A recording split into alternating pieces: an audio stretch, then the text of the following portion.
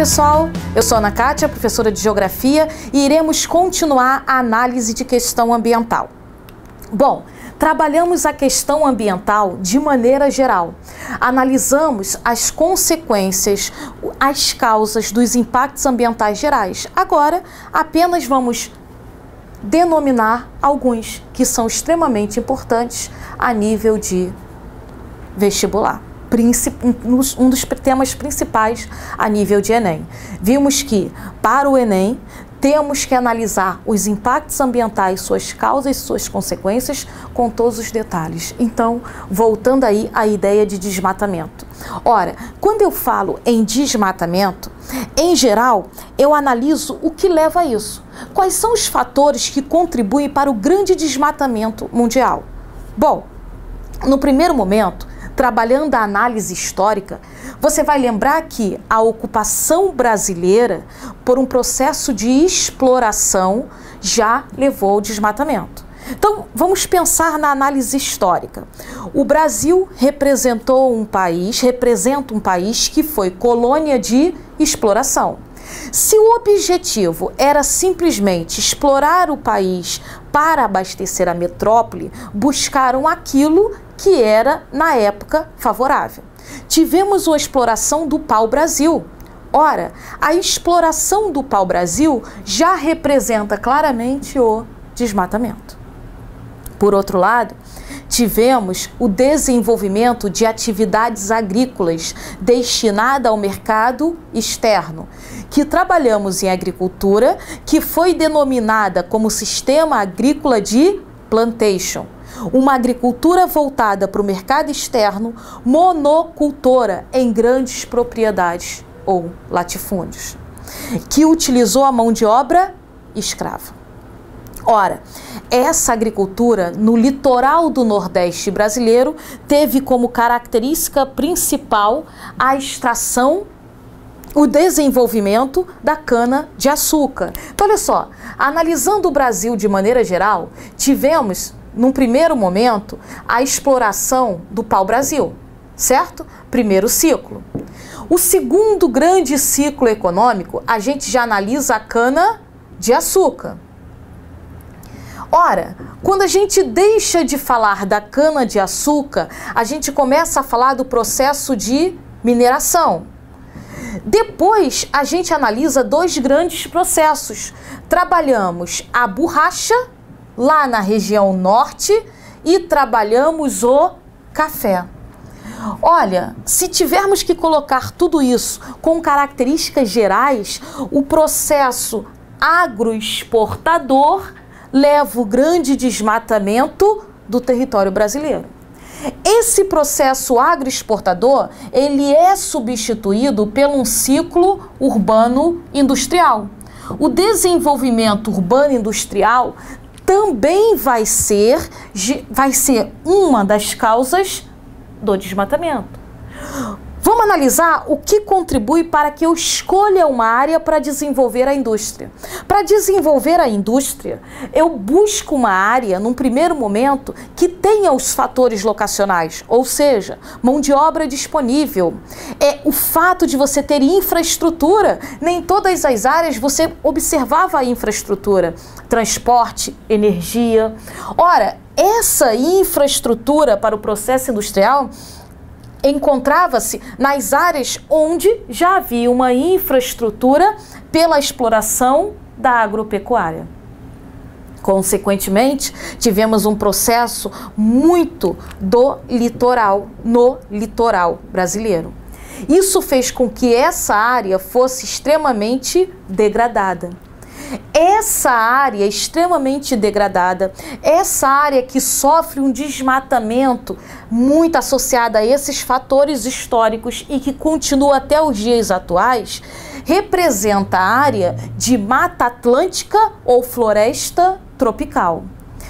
Vegetação essa de grande biodiversidade, ou melhor, há um bioma heterogêneo. Ora, o desmatamento, então, quando eu analiso o litoral brasileiro, é muito baseado na análise histórica. E as questões a nível de Enem, você sabe que elas buscam uma interdisciplinaridade, no sentido de história e geografia, principalmente, ter uma associação. Então, nada que ele não possa colocar uma característica histórica, falando do processo de colônia e de exploração associada ao desmatamento, e te pedir as consequências desse desmatamento, que é justamente o que nós já vamos ver. Quais são as consequências desse desmatamento? Ora, é claro que eu posso ter consequências específicas, ou seja, análise local, mas você sabe que uma grande parte das consequências são a nível geral. Por exemplo, o desmatamento aumenta o processo erosivo. Ora, é claro que o processo erosivo vai ser maior, por exemplo, em área que tenha declividade. Ora, há uma facilidade maior de deslocamento de sedimentos. E essa área do litoral brasileiro é uma área de escudos cristalinos ou maciços antigos. Portanto, é uma área em que você percebe que há declividade e, portanto, facilita o processo erosivo. Mas isso não significa que o desmatamento não gere processo erosivo, não aumente o processo erosivo também em outras áreas. Aqui, a análise do terreno acidentado contribui para ser maior essa análise do processo erosivo. Sabemos que se aumenta o processo erosivo, lembrando que processo erosivo é essa análise de deslocamento de sedimentos, esses sedimentos vão cair em algum lugar. Em geral, esses sedimentos caem no rio, isso que a gente viu na nossa aula de questão ambiental 1. E esse rio, enchendo de sedimentos, perde a profundidade, fica raso, prejudica, por exemplo, a atividade. Aqui, prejudica que você desenvolva o transporte marítimo. Ora, esse rio que perdeu a profundidade, a gente já comentou que significa que houve o assoreamento do rio. Então, essas análises são análises gerais, que podem ser piores em alguns lugares e menos acentuadas em outros. Analisamos que houve uma grande ocupação do litoral brasileiro até por volta de 1960. Olha só, estamos trabalhando desde o período colonial, até por volta de 1960. Quando a gente começa a falar mais de uma interiorização ou uma ocupação do interior brasileiro muito desenvolvida como marco governo que desenvolveu uma base aqui, na região central brasileira, que é Brasília. Estou falando de Juscelino Kubitschek. Então, olha só, de 1956 a 1961, a gente tem esse processo de interiorização brasileira, iniciada por JK, mas que a gente consegue visualizar mais da década de 60 em diante. Essa interiorização, essa ocupação do interior ocorre porque houve o oferecimento de infraestrutura na região centro-oeste. Nada que eu possa falar que foi tão favorável para a ocupação populacional, mas que contribuiu para isso. Esse processo de ocupação da região centro-oeste vem da construção de Brasília. A construção de Brasília, argumento usado por Juscelino Kubitschek para interiorizar o país, para fazer com que tivesse um centro político-administrativo que se ligasse a todas as regiões brasileiras na área central, a transferência do centro político-administrativo do Rio para Brasília e também uma melhoria no solo na região centro-oeste. A melhoria do solo da região centro-oeste, que é naturalmente um solo considerado latossolo ácido, logo não favorável à grande produção agrícola, sofreu um processo de melhoria chamado calagem do solo, que já falamos na aula de agricultura, mas só lembrando, calagem do solo significa você adicionar, por exemplo, calcário para melhorar essa estrutura e favorecer a produção agrícola. Esses fatores contribuíram para uma maior ocupação do interior brasileiro. Muito associado também, analisamos na aula de agricultura e também de população, o deslocamento da população da região sul brasileira para a região centro-oeste, porque na década de 60 a região sul brasileira está sofrendo a modernização agrícola.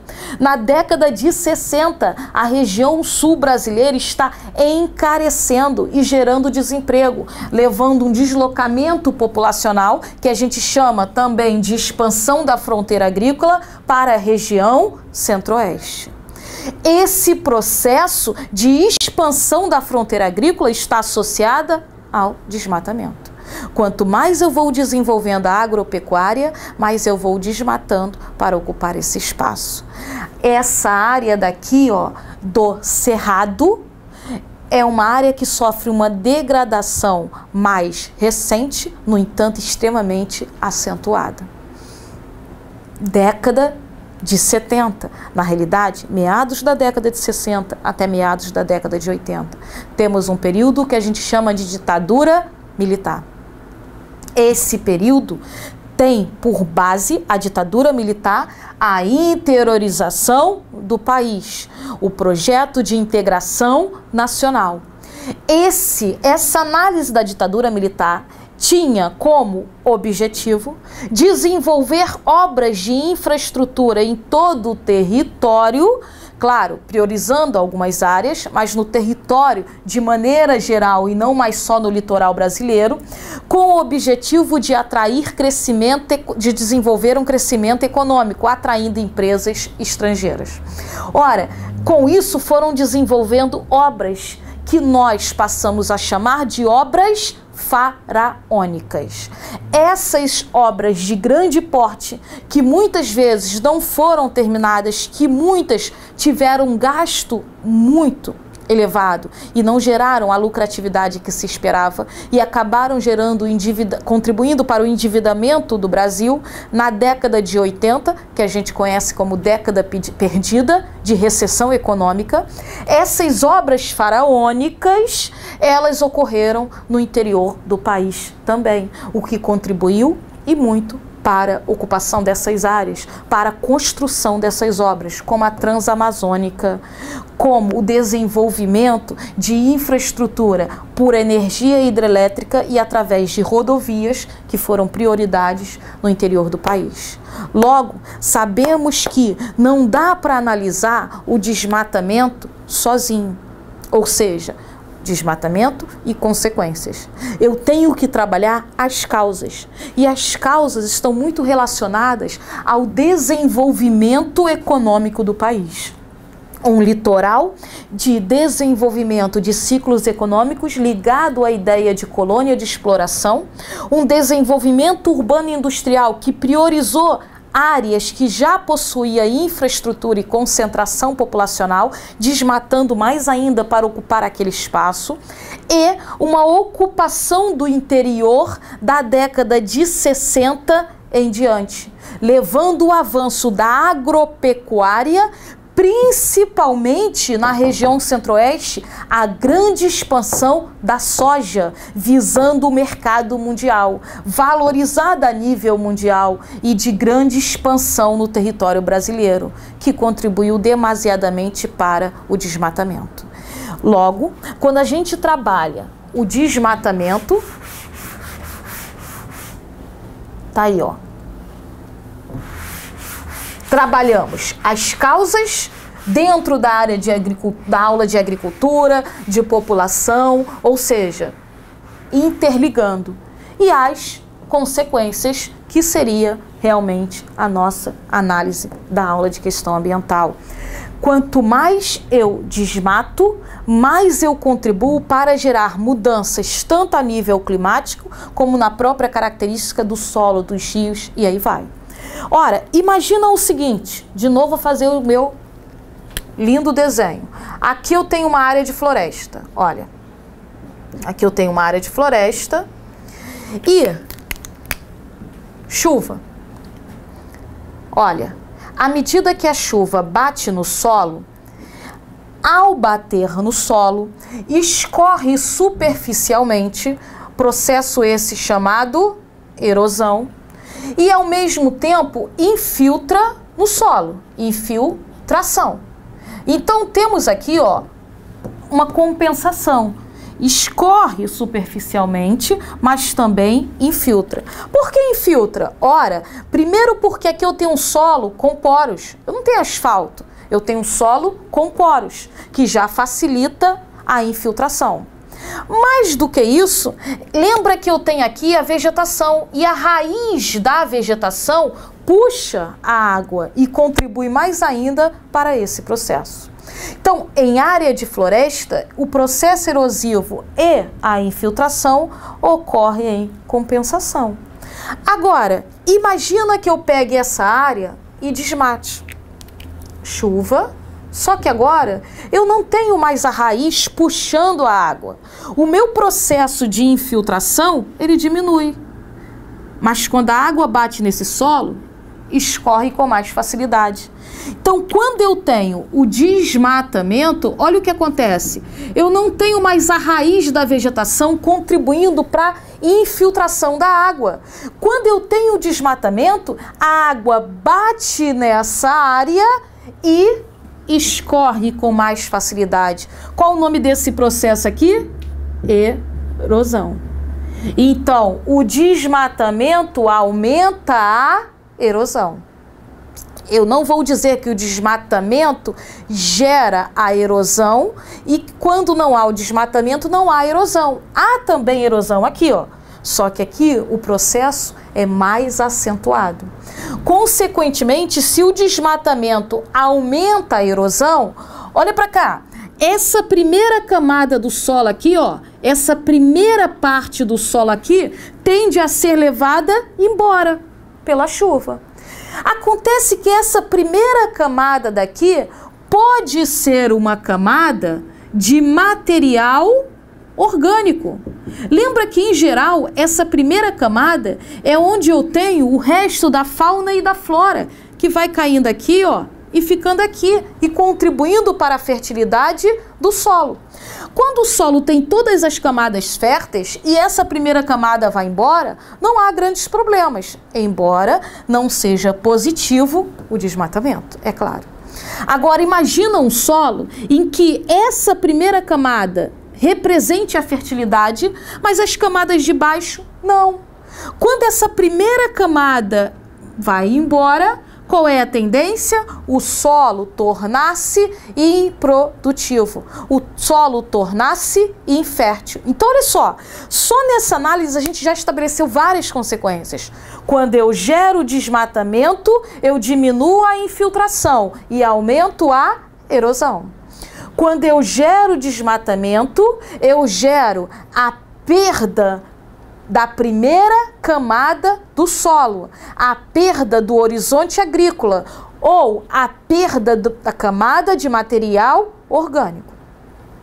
Essa perda da camada de material orgânico pode contribuir para que eu tenha um solo improdutivo. Pode ser que não, mas pode tornar o solo improdutivo. Isso acontece muito no complexo amazônico. Isso acontece muito na região norte brasileira, em que o solo é chamado latossolo lixiviado ou solo dendrítico-laterítico. É um solo em que a camada aqui embaixo, olha, é uma camada ferruginosa chamada canga. Essa camada, ela acaba vindo para a superfície à medida que a camada de material orgânico vai sendo carregada e o solo torna-se um solo desfavorável. Ora, então já tem outra consequência: solo improdutivo. Pode tornar o solo improdutivo. Não significa que sempre que haja desmatamento o solo vai se tornar improdutivo. Significa que o desmatamento pode tornar o solo improdutivo. Agora, à medida que essa primeira camada está sendo carregada, à medida que aumenta o processo erosivo, esses sedimentos vão cair aonde? Ora, em geral, esses sedimentos vão cair na área mais baixa. E essa área mais baixa pode ser justamente um rio. Se esses sedimentos vão cair no rio, o rio vai ficar cheio de dejetos. Então eu tinha um rio, tudo isso daqui, ó, o rio, a água aqui no rio, tá enchendo de dejetos, tá enchendo de sedimentos e contribuindo para diminuir a profundidade. Agora eu só tenho isso. Isso significa que houve o assoreamento dos rios. Ou seja, os rios perdem a profundidade, prejudica a navegação, prejudica às vezes a própria atividade pesqueira. Enfim, você está vendo que altera todo o ciclo à medida que eu tenho o desmatamento. E pensando no próprio ecossistema, eu estou tendo a perda da biodiversidade. À medida que está tendo o desmatamento, eu estou tendo a perda da biodiversidade. Outro fator que também dá para a gente ver aqui. Olha só, se eu tenho a floresta, eu sei que ela transpira. Se eu tenho rios, evapora. Evapotranspiração. Sobe aqui, olha, umidade. Imagina que agora eu não tenha mais a floresta. Eu só tenho a evaporação do rio. Então já diminuiu a quantidade aqui. Só que para completar, além de diminuir, torna-se irregular. A vegetação contribui para a regularidade pluviométrica. Como esse processo vai ocorrer constantemente, você vai ter umidade constante e a tendência é índice pluviométrico constante, chuvas constantes. Se eu tenho desmatamento, eu gero alterações climáticas. Essas alterações climáticas, tanto podemos analisar a temperatura como o índice pluviométrico. Então, assim você consegue fazer uma associação das causas do desmatamento com as outras aulas, lembrando da ocupação brasileira e do desenvolvimento econômico, trabalhando no Brasil a ideia da expansão da agropecuária, contribuindo muito para o desmatamento do interior da década de 60 para cá, e o grande desmatamento do litoral brasileiro devido ao nosso processo de ocupação. Por outro lado, podemos trabalhar as consequências do desmatamento, analisando que a vegetação contribui para a umidade relativa do ar, regularidade pluviométrica e climática. E à medida que eu retiro, eu gero alterações. Lembrando que a presença da vegetação gera uma compensação aqui, ó. E à medida que eu tenho o desmatamento, o processo erosivo torna-se mais expressivo, podendo tornar o solo improdutivo e podendo gerar assoreamento dos rios. Bom, voltando aí ao nosso slide, olha aí, ó.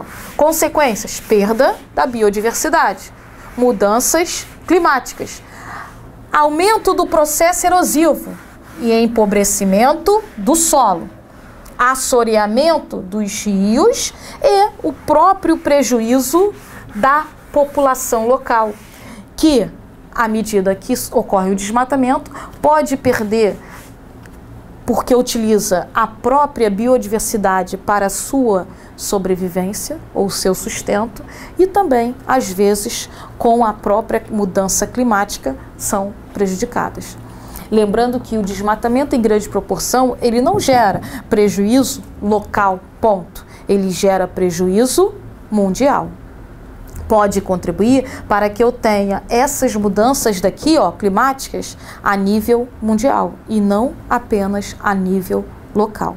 Bom, antes de mudar para o lixão a céu aberto, analisar o desmatamento significa lembrar que vai alterar as condições climáticas, vai alterar a biodiversidade, vai prejudicar a população local e a nível mundial.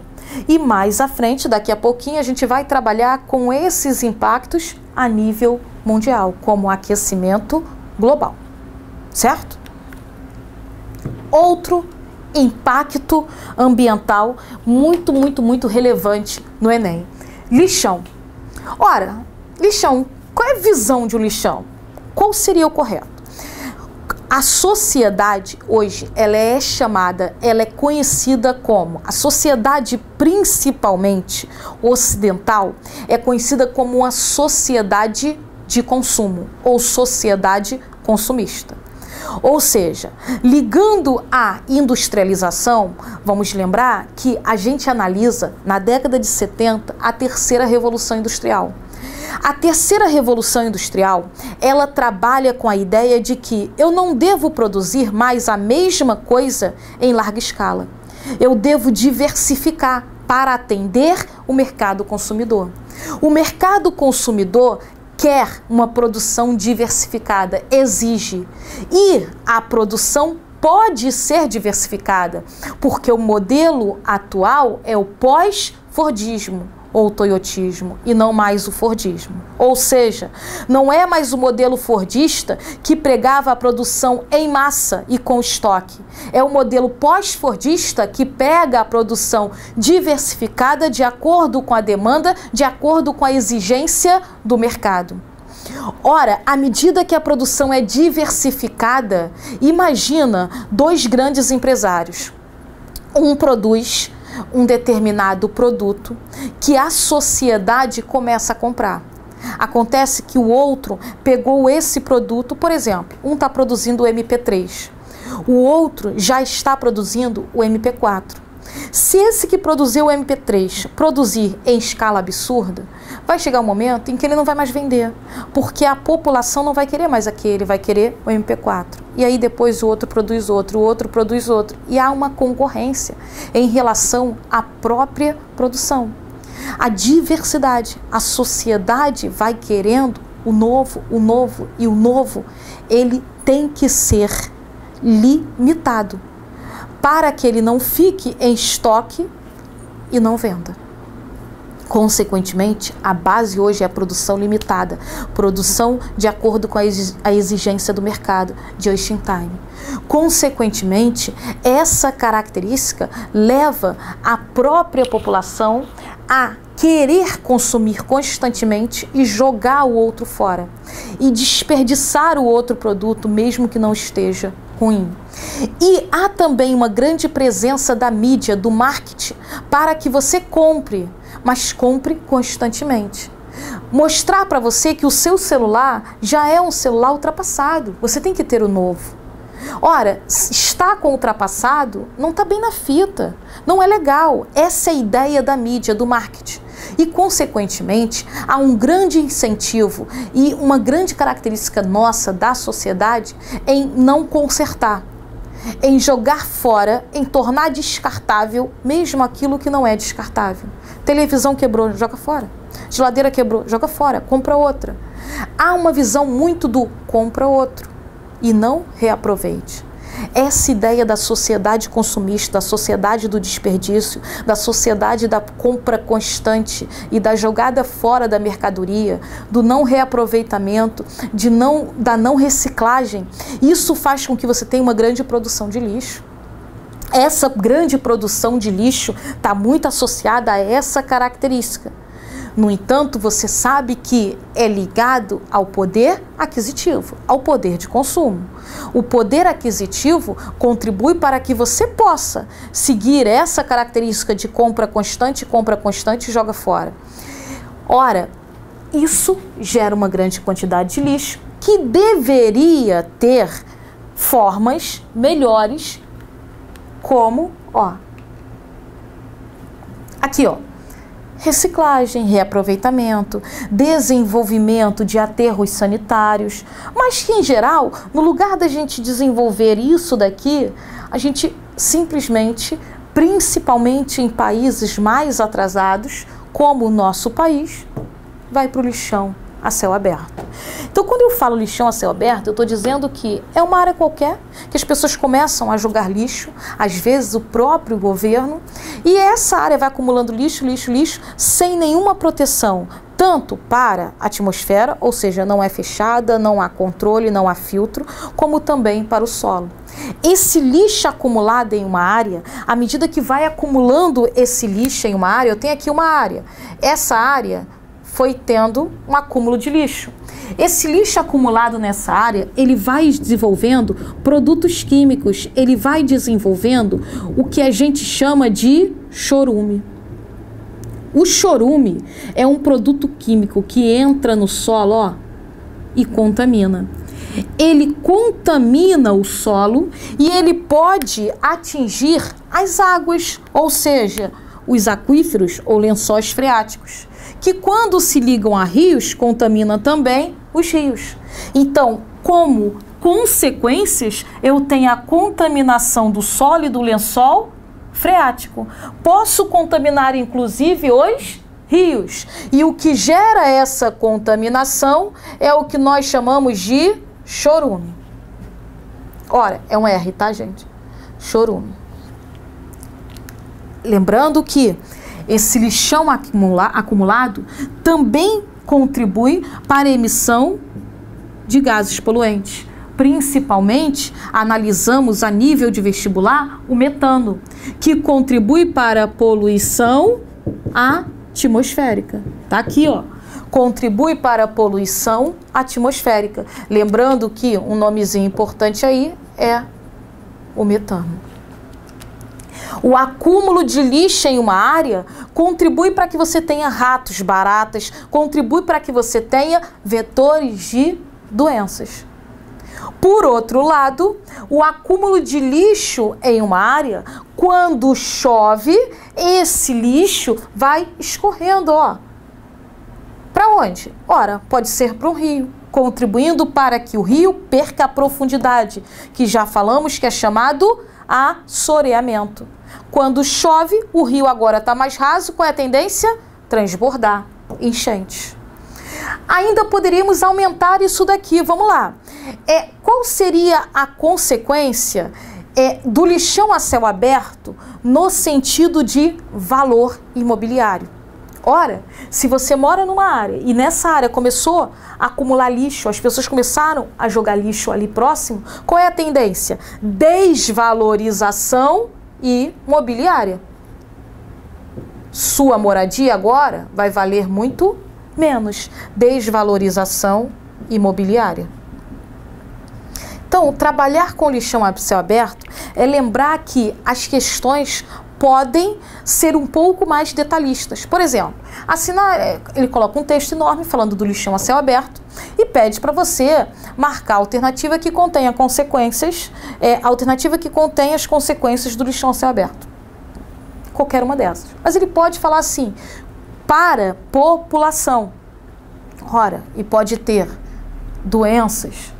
Ele pode colocar em relação ao solo, o que produz o chorume. Ele pode fechar um pouquinho mais. Ele pode falar no sentido econômico, desvalorização imobiliária. Ele pode tentar separar um pouquinho mais, só lembrando que você tem um leque de consequências em relação ao lixão a céu aberto. Você tem a proliferação de roedores, você tem os ratos, você tem a população passando por doenças. Agora imagina que ele te peça uma consequência positiva do lixão a céu aberto.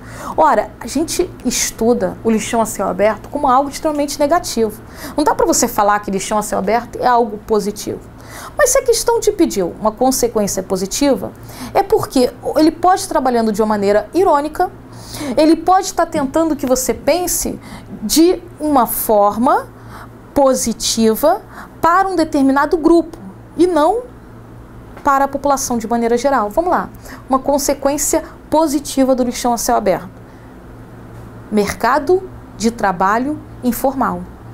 Então, uma consequência que você tem aí é que, devido à condição, por exemplo, brasileira, de falta de emprego, devido ao alto índice de desemprego, a população busca o mercado informal. camelô, flanelinha, aquele que não tem vínculo empregatício, aquele que não tem carteira assinada. E muitos, a gente tem muitos catadores de latinhas, a gente tem muitos que vivem da retirada de mercadoria do lixão. Então, o emprego informal não é uma característica positiva para o país, mas para aquele grupo, o lixão gera emprego. Então, geração de empregos para aquele grupo. É uma exceção, de novo, eu não estou dizendo que há fator positivo do lixão a céu aberto numa questão que você vai procurar. Mas ele pode pedir para você marcar um fator positivo. E aí você vai ter que prestar atenção na questão, porque ele vai estar perguntando para um grupo. Ele vai estar perguntando de uma forma invertida. É uma crítica na realidade. Gera emprego no mercado informal. Isso seria positivo para esse grupo. Ora, lembrando que o Brasil tem por objetivo não ter mais lixão a céu aberto. Buscar meios para substituir isso, como, por exemplo, os aterros sanitários. Ah, mas como vai ser esse aterro sanitário? Ora, agora você tem um projeto. Não é mais uma área qualquer de acúmulo de lixo, você tem um projeto. Há uma proteção no solo que não vai fazer com que o chorume contamine o solo e os lençóis freáticos. Há uma proteção no solo em que vai fazer com que os chorumes passem por canaletas e possa até ser tratado. Essa proteção no solo também gera uma proteção para a atmosfera, em que você desenvolve filtros e que você busca diminuir a poluição atmosférica.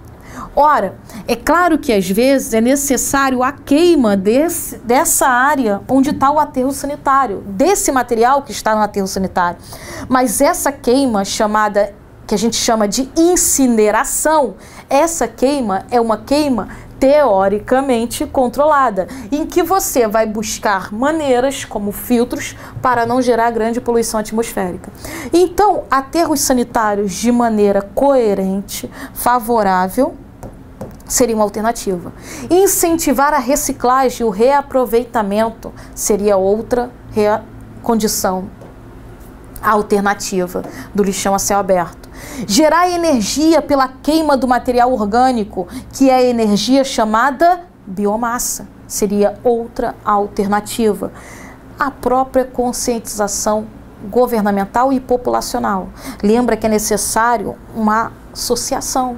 Não adianta ter políticas governamentais se a população não aderir.